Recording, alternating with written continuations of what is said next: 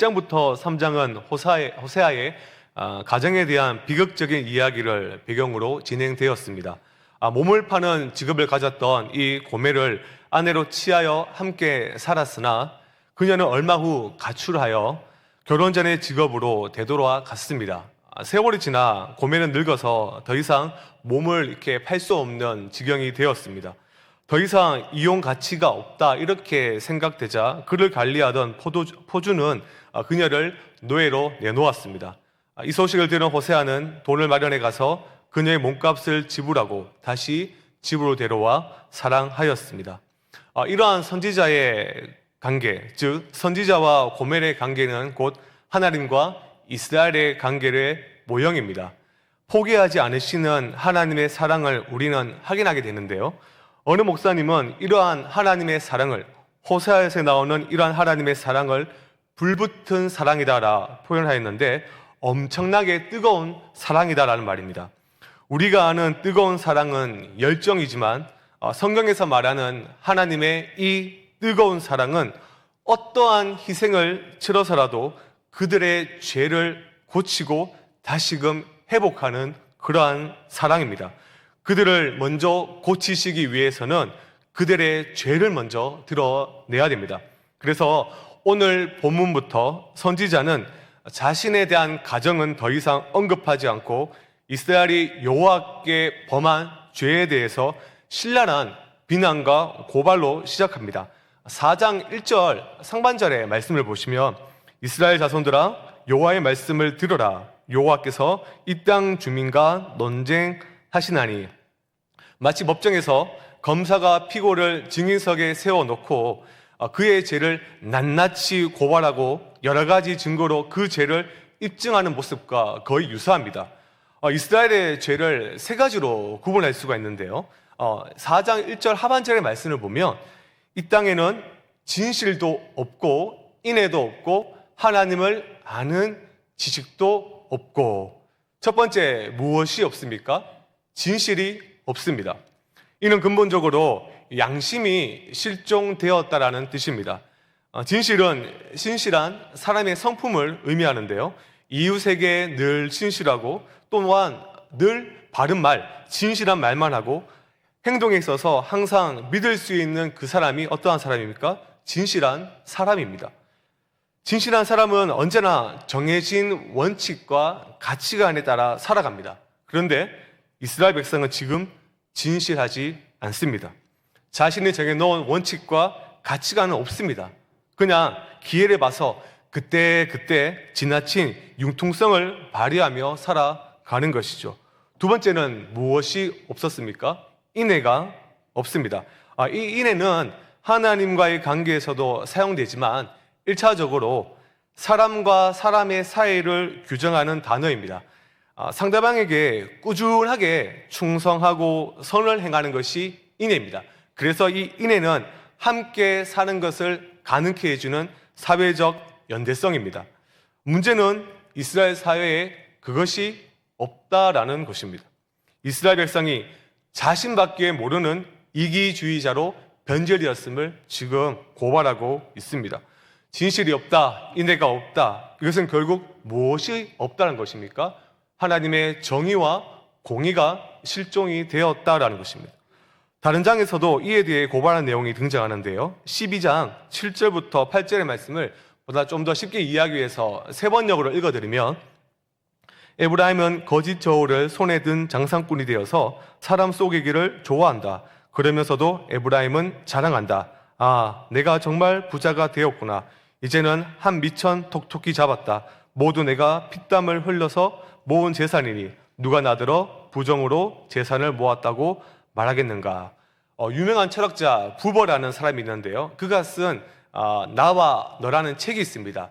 거기에 세 가지의 인간관계를 이야기하는데 첫 번째만 제가 소개해드리면 그것과 그것의 관계입니다. 무슨 말인고 하면 인간관계를 물건처럼 서로 이용하다가 가치가 떨어지면 미련 없이 버려버리는 그러한 관계를 의미합니다. 마치 물물 교환의 형태처럼 말입니다. 쌍방 간의 인격은 전혀 존재하지 않습니다. 그저 서로 속이고 속이는 관계입니다. 지금 이스라엘 사회가 그러한 사회임을 말하고 있습니다. 정의와 공의는 하나님의 성품입니다. 하나님께서 이스라엘을 부르실 때 공의와 정의를 이 땅에서 실현시키고자 그들을 부르셨습니다. 미가서 6장 8절에 이 말씀이 정확히 나와 있죠. 사람아, 주께서 선한 것이 무엇임을 내게 보이셨나니 여호와께서 내게 구하시는 것은 오직 정의를 행하며 인자를 사랑하며 겸손하게 내 하나님과 함께 행하는 것이 아니냐. 이스라엘은 이러한 삶을 살도록 부름을 받았습니다. 그러나 그들은 지금 하나님의 부르심과 정반대되는 삶을 살아가고 있습니다. 왜 그들은 이러한 삶을 살아가고 있을까요? 세 번째 고발에서 우리는 이를 확인하게 됩니다. 세 번째, 무엇이 없었습니까? 여호와를 아는 지식이 없었습니다. 공동체 안에서 진실과 인애가 없다라는 것은 결국 하나님을 아는 그 지식이 없다는 것을 의미합니다. 공동체 안에서 진실과 인애가 굳건하게 뿌리를 내리기 위해서는 반드시 하나님을 아는 그 지식이 필수적입니다. 그렇다면 하나님을 아는 지식이란 무엇을 의미할까요? 바로 하나님의 구원의 행위, 그리고 하나님의 법, 계명을, 즉 율법을 의미합니다. 곧 출애굽에서 가나안까지 하나님의 그 구원의 역사와 시내산의 계약을 바로 가리키고 있습니다. 무슨 말입니까? 쉽게 말해서 이스라엘 백성은 하나님의 크신 능력과 하나님께서 그 능력을 베푸신 이유를 알아야 했습니다. 하나님께서 어떻게 우리를 구원하셨는지, 왜 우리를 구원하셨는지, 즉 하나님께서 많고 많은 민족들 가운데 왜 약한 민족인 우리 이스라엘을 선택했는지 그 이유를 알아야 했습니다. 무엇보다 이 하나님을 아는 그 지식이란 인격적인 암입니다.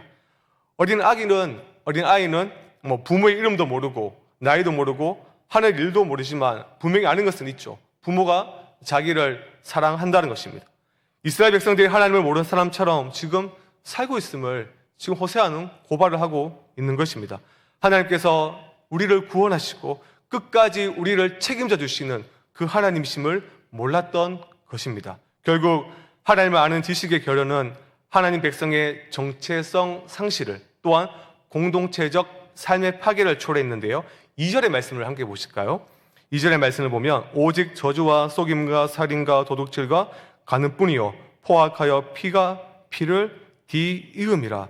저주, 속임, 살인, 도둑질 무엇입니까? 10계명이 자연스럽게 생각날 겁니다. 3계명, 9계명, 6계명, 8계명, 7계명 이 순서에 따라 지금 이스라엘 백성들은 어기고 있는 것이죠. 특별히 피가 피를 뒤잇는다, 이 표현은 참으로 재미있는 표현인데요. 쌍둥이를 임신한 이 산모가 두 아기를 연달아 출산할 때 사용되는 단어입니다. 무슨 말입니까? 저주, 속임, 살인, 도둑질, 이 간음이 줄줄이 사탕처럼 끊임없이 지금 저지르고 있다라는 것입니다. 더 쉽게 비유하자면 9시 뉴스가 시작됐는데 1시간 동안 저주, 속임, 살인, 도둑, 간음 이것만 앵커가 말하다가 끝이 나는 것입니다. 얼마나 끔찍한 사회입니까? 이스라엘 사회가 폭력과 적대로 가득한 것은 하나님을 알지 못함에서 비롯된 것입니다. 하나님을 아는 지식, 이 하나님을 아는 지식을 가르쳐서 죄를 멀리하게 하는 일은 누구의 일이었을까요? 1차적으로 제사장의 임무에 속합니다. 그래서 4절부터 이후의 장들을 보면 제사장에 대한 고발이 등장합니다. 이스라엘 종교에서 제사장의 역할은 굉장히 놀랍도록 핵심적인 역할을 담당했습니다. 당시에 이 제사장의 역할은요, 일반 사람들에게 엄청난 영향력을 끼쳤습니다. 직접적인 영향력을 주었다라는 것입니다.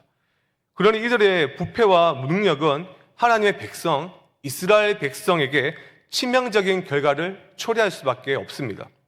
그 좋은 예가 무엇입니까? 우리가 이미 주일 오전 예배 때 들었던 말씀이죠. 사무엘상 1장부터 4장의 말씀을 잘 생각해 보십시오. 엘리의 무능력과 그의 아들들이 얼마나 파렴치한 부패와의 모습을 보였습니까? 그걸 말미암아 중앙 성소인 이 실로의 성소가 몰락했습니다. 또한 블레셋과의 전쟁에서 이스라엘이 참패를 맛보는 파국적인 결과를 맛보게 됩니다. 이스라엘 사회에서 제사장의 역할은 너무나 중요했습니다. 그런데 호세아 시대 때 이 제사장들은 이스라엘 백성들에게 하나님의 율법을 가르치지 않았습니다. 6절 상반부의 말씀인데요. 내 백성이 지식이 없으므로 망하는도다. 누구보다도 하나님의 율법에 관심을 가지고 열심을 내고 성실해야 할 그 제사장이 오히려 먼저 하나님의 말씀을 버립니다. 6절 하반부의 말씀을 이어서 읽어드리면 내가 지식을 버렸으니 나도 너를 버려 내 제사장이 되지 못하게 할 것이요 내가 내 하나님의 율법을 잊었으니 나도 내 자녀들을 잊어버리리라. 호세아 선지자는 제사장을 먼저 고발하고 있습니다.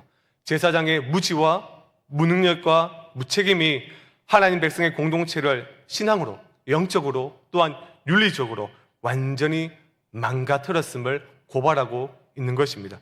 문제는 또 이것만 끝나는 것이 아닙니다. 5절 하반부의 말씀을 보시면 선지자는 밤에 넘어지리라. 여호와께서 이스라엘을 심판하겠다라고 하실 때에 그 대상에 지금 누가 포함되어 있습니까? 선지자도 포함되어 있습니다.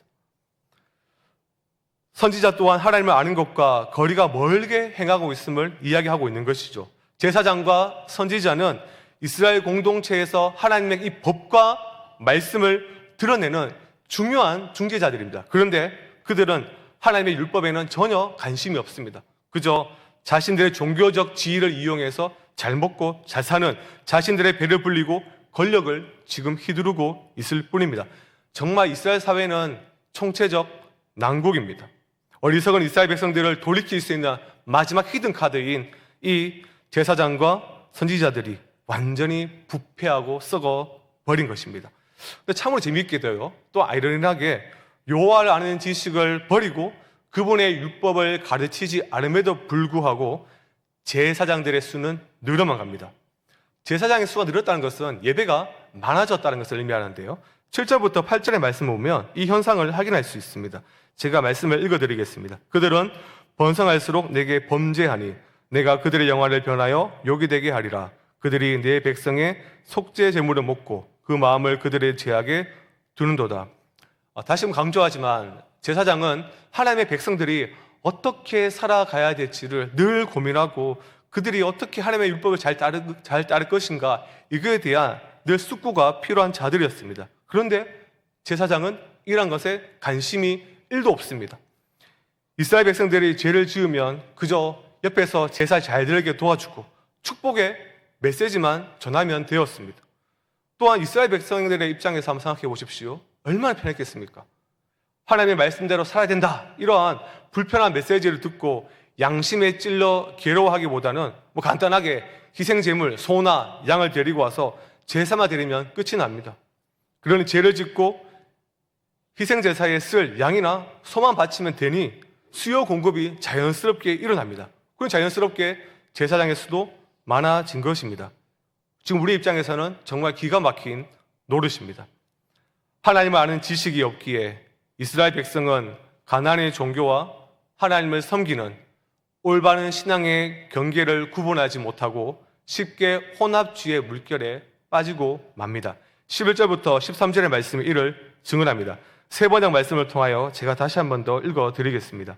나의 백성은 음행하는 일에 정신을 빼앗겼고 묵은 포도주와 새 포도주의 마음을 빼앗겼다. 나무에게 묻고 그 요술 막대기가 그들을 가르치니 그들의 마음이 음심에 흘려서 곁길로 가고 하나님의 품을 떠나서 빗나간다. 산꼭대기에서 희생제물을 잡아서 바친다. 언덕 위에서 분향한다. 참나무와 버드나무와 상수리나무의 그늘이 좋다고 거기에서도 제물을 잡아서 불살라 바친다. 너희의 딸들이 음행을 하고 너희의 며느리들이 간음을 한다. 하나님을 아는 지식이 없는 이 백성들의 마음과 생각은 어떻게 되었다 합니까? 둔해진 것입니다. 둔해진 마음은 하나님을 영화롭게 하고 하나님의 말씀대로 사는 인생이 아니라 그저 내 인생, 내 뜻대로, 내 풍요를 위해 바로 우상 숭배를 한 것이죠. 그들이 이방 민족들이 하듯 나무에게 물었습니다. 그저 아무 나무에 가서 붙잡고 물은 것이 아니라 가나안의 여신 아세라를 상징하는 목상 같은 것을 향해 물은 것이라 볼 수 있는데요. 동서고금을 말론하고 종교적 상징인 어떤 기둥 같은 것을 세우고 그것을 향해 일정한 형식, 일정한 의식을 행하며 절하고 하늘의 뜻을 묻는 경우는 허다하지요. 우리나라도 있지 않습니까? 돌을 쌓아놓고 물을 뜨고 비는 것처럼 이스라엘 사회 또한 그러하였다라는 것입니다. 그들은 이러한 이방 종교에 엄청난 열의가 있었습니다. 읽지는 않았지만 14절까지 말씀을 포함하면 13절과 14절에 딸들과 며느리들이 음행과 간음을 행한다라는 말씀이 있는데요. 이 말씀은 이스라엘 백성들이 전부 다 그렇게 이방 종교를 향하여 제사를 예배를 드리고 있다라는 말입니다. 그들은 이방인 종교인처럼 정성을 다해서 섬기고 나면 소원이 이루어질 줄 믿었습니다. 이들의 우상 숭배가 얼마나 열정적이었고 하나님께서 보시기에 얼마나 지나쳤으면 15절의 말씀 보면 남유다에게도 영향을 줄까 봐 하나님은 걱정을 하십니다. 이러한 상황 속에서도 우리 하나님은 이스라엘 백성들이 정말 돌아오기를 바라십니다. 사실 우리가 읽었던 1절의 말씀, 하나님께서 이 논쟁하자라는 것은 하나님을 더 깊이 만나고 알아가는 인생이 되어라는 말씀입니다. 이제 죄에서 돌이키고 하나님을 닮아가라라는 그러한 하나님의 하소연이고 하나님의 외침입니다. 창조주 하나님, 전능자 하나님이 얼마나 답답하고 안타까웠으면 피조물인 인간을 향해서 논쟁을 하자라고 말씀을 하실까요? 하나님은 관심 없는 존재들과 결코 논쟁을 하지 않습니다. 말도 섞지 않으십니다. 하나님이 논쟁을 하자고 할 만큼 하나님의 백성들을 향한 하나님의 그 마음은 진심이었고 하나님의 마음은 지극히 큰 사랑입니다. 그만큼 큰 관심과 사랑을 가지고 택하신 백성들을 대하고 계신 것입니다. 나를 좀 만나라. 나와 얘기 좀 해보자. 나와 대화 좀 해보자. 그럼 너희의 그 진실 없는 삶, 그리고 거짓되고 오염되고 어그러진 길을 가고 있는 너희의 그 길을 돌이켜라. 제발 나에게로 돌아와라. 이렇게 사실은 이야기를 하고 있는 것이죠. 그것이 사실은 사장에 드러나는 하나님의 마음입니다. 그러나 이스라엘은 고집이 센 암염소처럼 완고하게 자기의 길을 걸어갑니다. 16절의 상반절에 그렇게 기록이 되어 있죠. 이스라엘은 주님의 음성을 따르는 양이 더 이상 아닙니다. 자기 마음대로 행동하는 고집스러운 암소일 뿐입니다. 하나님은 이렇게 그릇된 믿음과 하나님을 아는 지식이 없는 이스라엘을 이제 버리십니다. 굉장히 위험하고 무서운 말씀이 등장하죠. 17절의 말씀인데요. 에브라임이 우상과 연합하였으니 버려두라. 어리석은 이스라엘의 결국은 부끄러움입니다. 19절의 말씀입니다. 바람이 그 날개로 그를 쌌나니 그들이 그 제물로 말미암아 부끄러운 일을 당하리라. 돌이키지 않으면 그 끝은 심판이다라는 하나님의 외침입니다. 이스라엘 백성은 하나님을 아는 지식이 없이 그저 자기 멋대로 살았습니다. 그 멋대로 산 인생은 자신이 주인이 되고자 하는 삶입니다.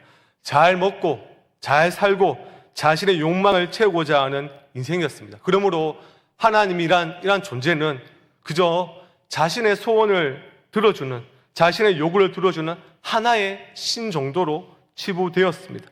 하나님을 인격적으로 알고자 하는 그런 마음은 조금도 1도 없었습니다. 그저 자신의 육체적 목마름, 자신의 육체적 소원을 채워주면 되는 그러한 신으로 충분했던 것입니다.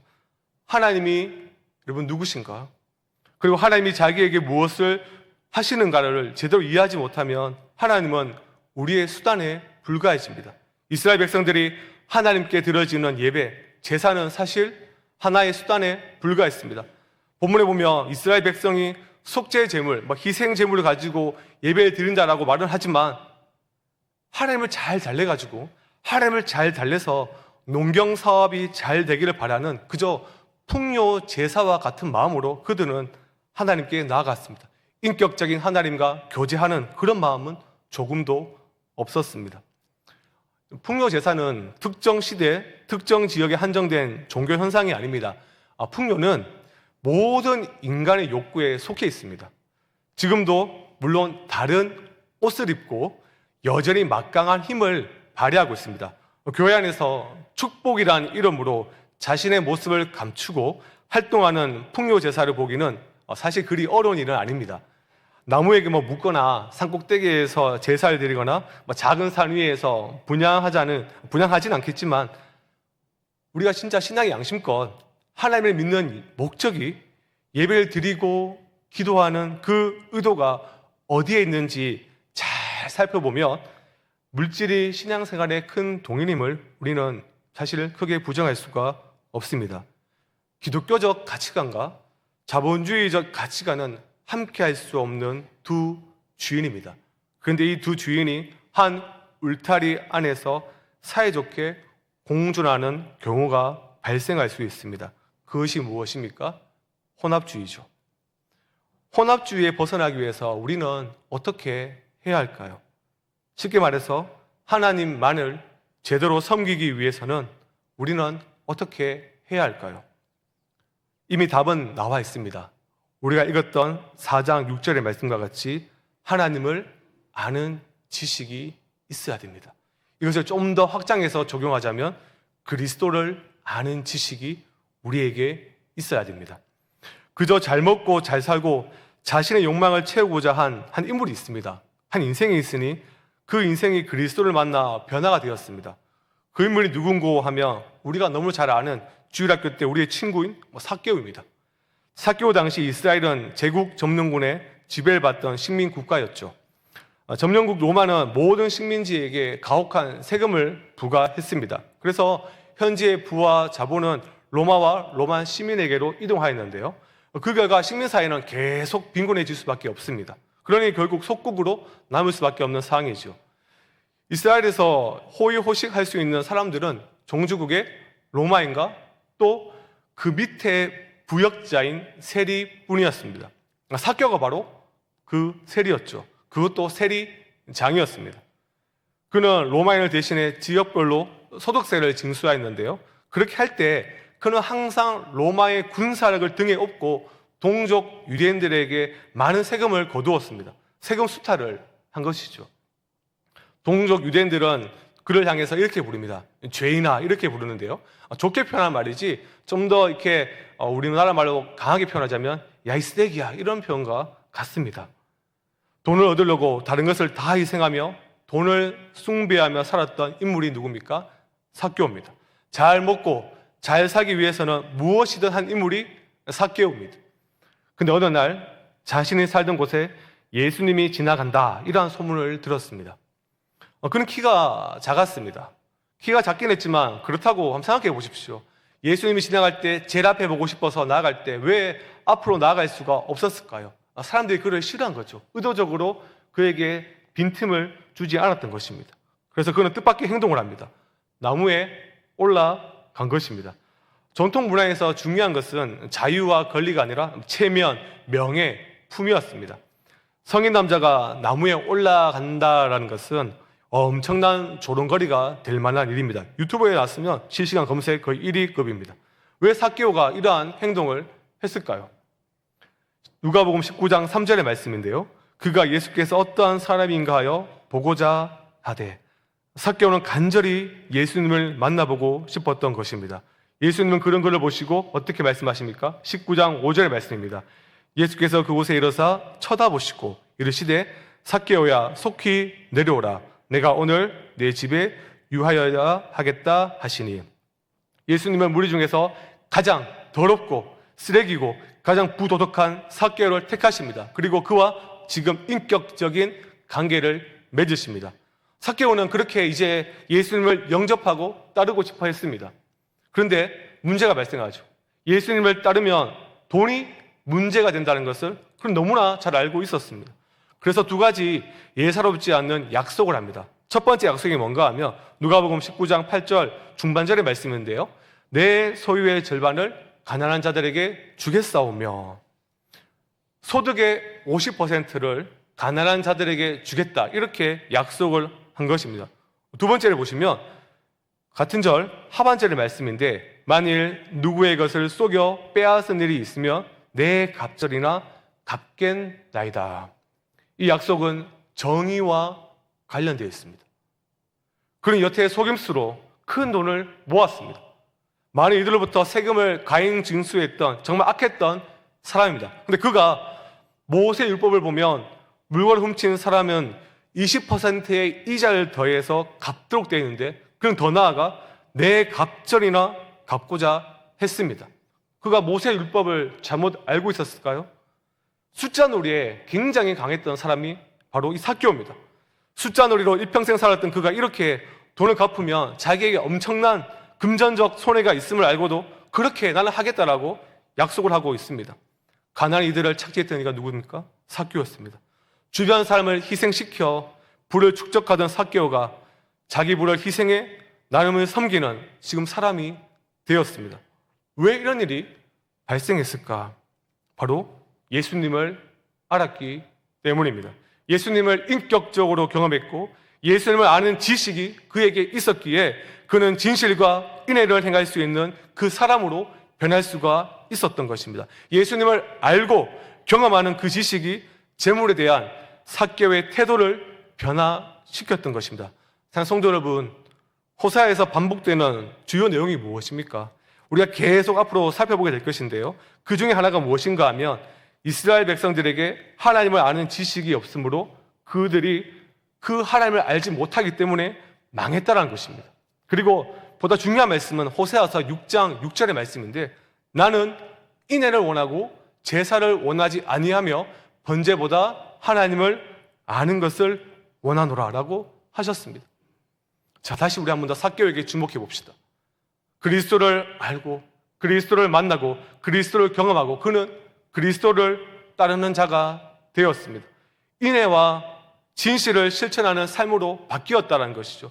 호세의 말씀처럼 인애를 원하는 하나님의 마음을 깨닫고 그것을 지금 실행하고 있는 것이 호세아입니다. 우리는 또한 이 삭개오입니다. 우리는 또한 삭개오를 통해 알 수 있는 사실은 하나님을 섬긴다라는 것은 단순히 죄를 짓지 않는다 그런 의미가 아닙니다. 그냥 소극적인 의미 또한 아닙니다. 오히려 하나님을 잘 알아서 그분의 뜻에 근거하여 산다는 것입니다. 삭개오가 그리스도를 알고 죄를 짓지 않는 소극적인 모습에서 끝난 것이 아니라 적극적으로 하나님의 뜻에 근거하고 행동하고 있음을 우리는 확인하게 됩니다. 마음속에 근원적 우상이 처리되는 길은 하나밖에 없습니다. 바로 하나님과 그리스도를 아는 지식입니다. 하나님을 아는 것이고 그리스도를 아는 것이고 하나님과 그리스도와 인격적인 교제를 하는 것입니다. 사귐을 누리는 것입니다.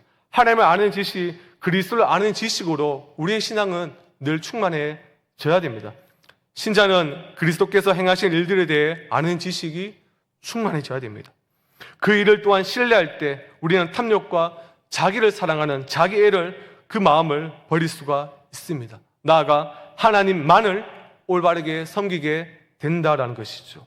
말씀을 정리하도록 하겠습니다. 저는 평소에 좋아하는 문장이 나오면 그것을 저장하는 습관이 있습니다. 호세아서 말씀을 정리하다가 문득 한 권의 책의 내용이 떠올랐습니다. 박영선 목사님의 다시 보는 로마서의 내용인데요, 제가 한번 읽어드리겠습니다. 신앙의 신음은 말로 때우거나 각오하고 진심을 가지면 다 되는 싸움이 아닙니다. 만들고 증명해야 하는 싸움입니다. 이 싸움은 매일 벌어집니다. 우리가 속한 시간과 공간, 곧 삶에서 이루어집니다. 어떻게 먹고 살 것인가, 돈을 벌기 위해 무슨 짓까지 할 수 있는가를 매일의 도전으로 대면하는 것이 삶입니다. 이 삶에서 내가 믿고 내가 알고 있는 것을 스스로의 결정 속에서 현실로 구체화할 수 있는지 하루마다 도전받습니다. 이스라엘 백성은 신앙의 씨름에 실패했습니다.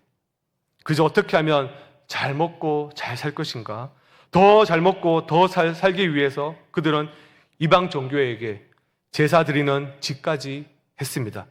그들은 이방인들과 이방 종교와 하나가 되었습니다. 우리는 오늘 본문을 통하여 이스라엘 백성의 이 모습을 반면교사 삼아야 합니다. 신앙의 신음에 승리를 해야 한다는 것이죠. 이 세상이 주는 그릇된 가치관과 날마다 싸워 이기는 삶이 무엇일까요? 어떻게 이길 수가 있을까요? 다시금 강조하지만 앞에 보십시오. 내가 믿고 알고 있는 것, 내가 믿고 알고 있는 것, 즉 하나님과 그리스도를 믿고 알고 있는 것을 통해서 우리는 승리할 수 있습니다.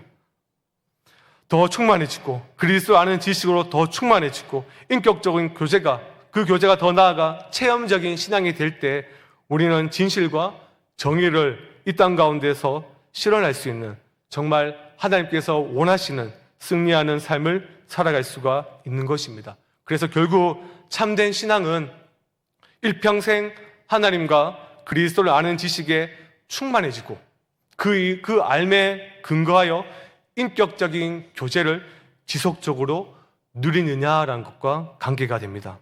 사랑하는 성도 여러분, 일평생 하나님과 그리스도를 아는 지식에 충만해지기를 소망합니다.